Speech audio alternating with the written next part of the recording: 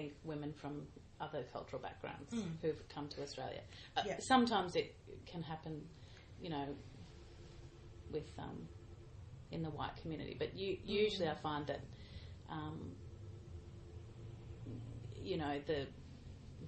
maybe it's because we're very individualistic, and that the whole community's not shunning them for a DVO being made.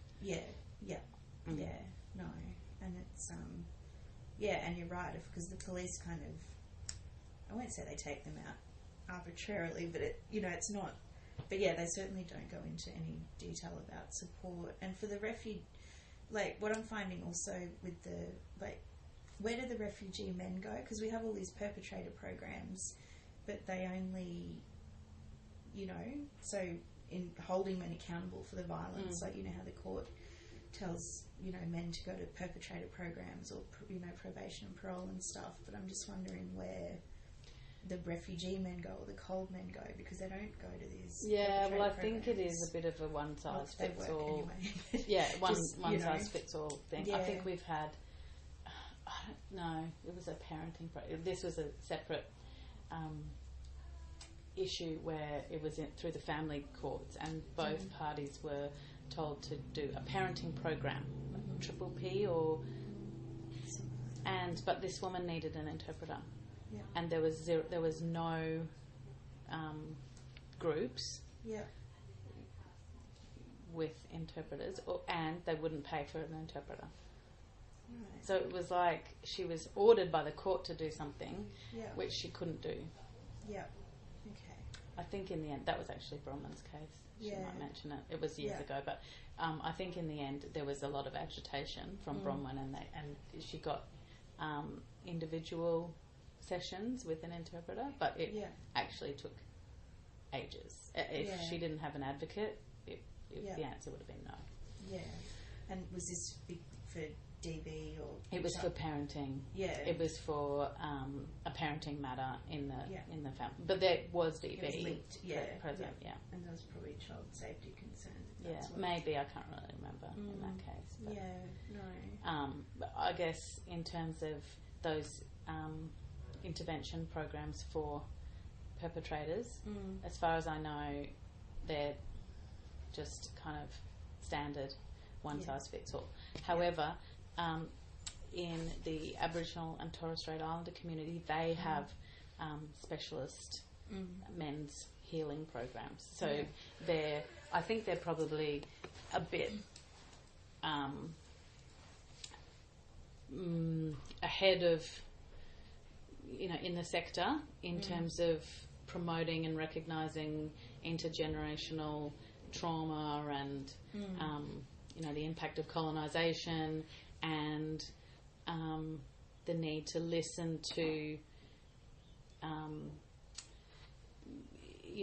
have a kind of more holistic view of what are the solutions to domestic violence. Like they probably would have a similar dynamic, in terms of relationships with police and DVOs not helping and those kinds of things. Yeah.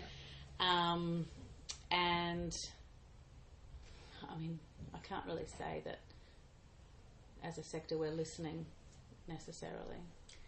I think individually as social workers, the colonisation and our kind of white law and intergenerational trauma is getting into the conversation at conferences, in research.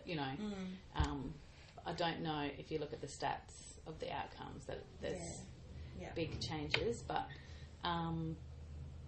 it's a pretty complex area and probably would have kind of parallels with people from refugee backgrounds who have experienced, terrible trauma, torture, war, and families living in war zones for generations. There'd probably be some parallels in terms of their experience and look, this is where it gets difficult because we're like perpetrators should be accountable. Like zero tolerance type thing. But we also, I think it we need to recognise, you know, how does someone become a perpetrator? Yeah. And probably it's because of trauma or attachment issues or, you know, like a reason that wasn't addressed when they were little. That's quite individual. Like, that's a little psychology thing. Like, and I'm not saying that there's not, you know, structural issues. There's definitely structural issues, which is kind of, you know, as a society, we're not picking up on, you know, sexism and misogyny. You know, over the years, but no, I mean, it's a complex area, is what I'm saying. Yeah, no, and that's actually coming up a bit. Is people sort of, you know, talking about that, and it's definitely talked about in the refugee sector, because that's what, you know, the men have experienced often, all this torture and trauma, and it, you know, as well as patriarchy and, you know, all that, there is this other element of, you know, them trying to gain back some sense of control after all this torture and violence that they've experienced, and being displaced, and, you know, and coming to a new country where all of a sudden all these gender roles are different, and you know, and your status is different. Status not only perhaps in the workplace, in the community, but also in the family. I mean, you know, sometimes that family dynamic can be retained, but if a woman is said, you know, come to English classes, you can get a job, you can do that, you know, and this is all available to you, and they want to do it, that can disrupt the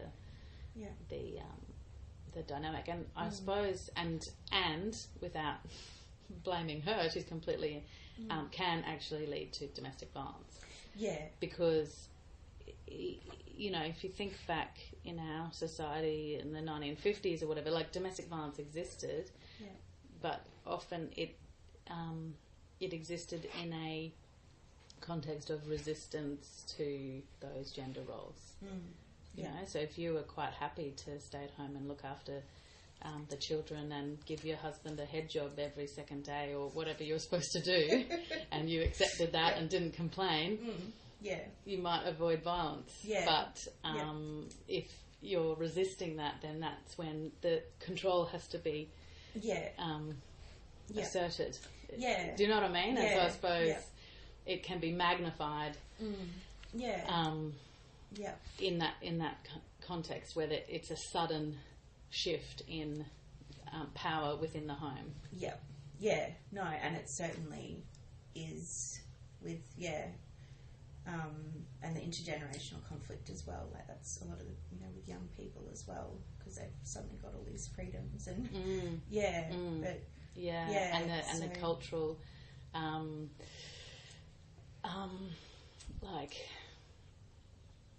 retaining the cultural identity versus integrating or assimilating or whatever, and being able to, and the younger generation, and that how that might threaten the older generation, and how, I suppose, more broadly, as a racist society, we judge them for not, you know, even though we have our own little expat communities in Dubai and wherever, where we're like, we'll have our own rules, thanks, and we'll, you know. We'll move to a third world country and live how we please. And live all together in a little community, but the people at Sunnybank, why are they speaking their language and having their menus in a different language? So, no, exactly. You know, I'm being facetious, and that's not my view, right? No, I lived in China for a year. But I just feel like there's a very, there's a total double standard.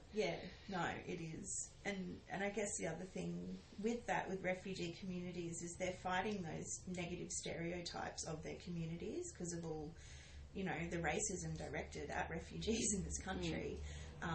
You know, and so often, and that's kind of, I mean, I think there's a lot of reasons why women do, you know, get ostracised and, you know, DV is kind of covered up and everything. But one of them is that communities aren't wanting to kind of admit that there's DV in the community because it'll make